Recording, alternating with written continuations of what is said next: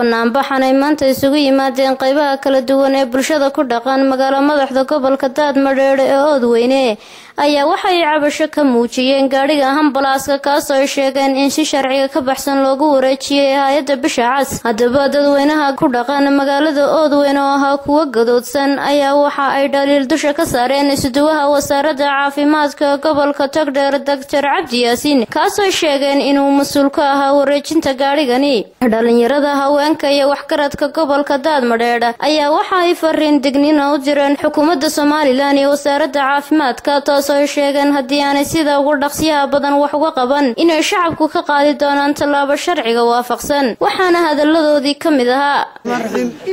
annagoo ah dhalinyartii gobolka Daadmadheedhe waxa aanu ka soo banaanbaxaynaa oo aanu la mudaharaadaynaa cisbitaalkii Oodweyne oo muddo xidhnaa markii la furay ambalaas dawladdu nooma keenin nin muwaadinada habshiil dhaqan keenay wuu fadhiistay dawladdu waxa ay awood weyne ay naga hagratay in ambalaaska la kiciso markii ambalaaskii naloo soo kiciyay ninkii markii hore ambalaaska bixiyay Cabdi Yaasiin kala isuduwaha caafimaadka gobolka Togdheer ayaa warqad amar soo raaciyay waxaanu ku kireeyay Bisha Cas namana qabato waxaan leenahay haddii ay si dhaqsaab baritaan lagu soo celin waayo cisbitaalkii lahaa gaariga waxa ku qoran cisbitaalka Oodweyne ayaa ku qoran waxaana bixiyay ninka muwaadinka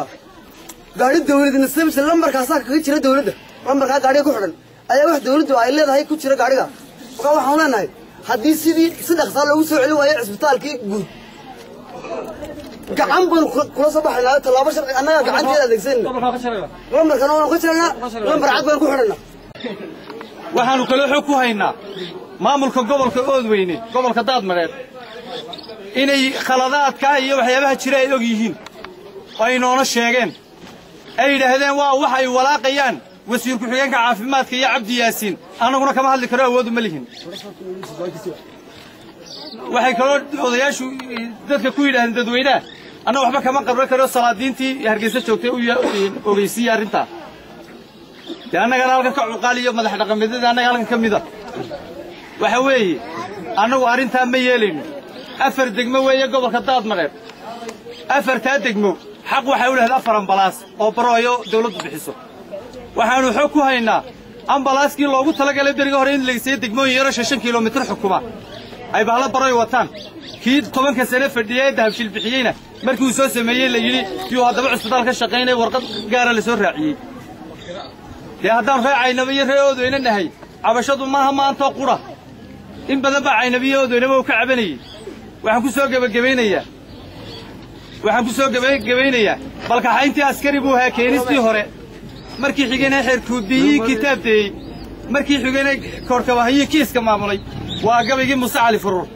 كلسونة كاس مركا كابدا هذاك. هذه كربير سومرية كذا سلاجة يأكل يوم الله هذين رجعني شيء كرجويات. كعبنا دول الآن بنو كعبنا كاري الآن بنو كعبنا شيء بار الآن بنو كعبنا واحد قبل الله إليه محاكورة هذا إليه سومال لانودن وين نجم غيه عافيمات كي هو عبر حرادة عافيمات كي غيره شاشور لقصة ما يحريه هاي بني نويمي نينك مركو سيرada وحشاك بولا قبصة وحلا يدي محاكو كلفينا وحشاكتو إيري باباتها طبعا سجدة ويسكا أمس أنا جينا وحنا موقتي عبشة يدي يا وحي نجم قنا يا باهي يدي بنا موقتي يرد قبل كدادمدheedhe waxaanu ka cabanayna ninka la yiraahdo Cabdi Yaasiin oo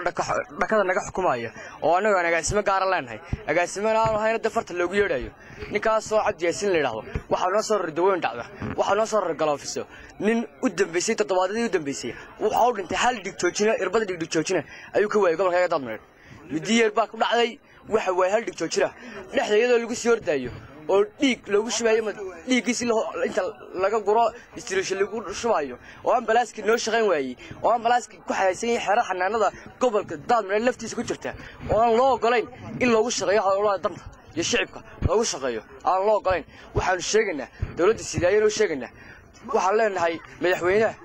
waxaad madaxweyne wacan dadka si wacan baad maamulaysaa dadka ka hooseeya madaxweyne oo suuq dadka khalaanka ku wada laba nin oo ambalaaska midna uu diiday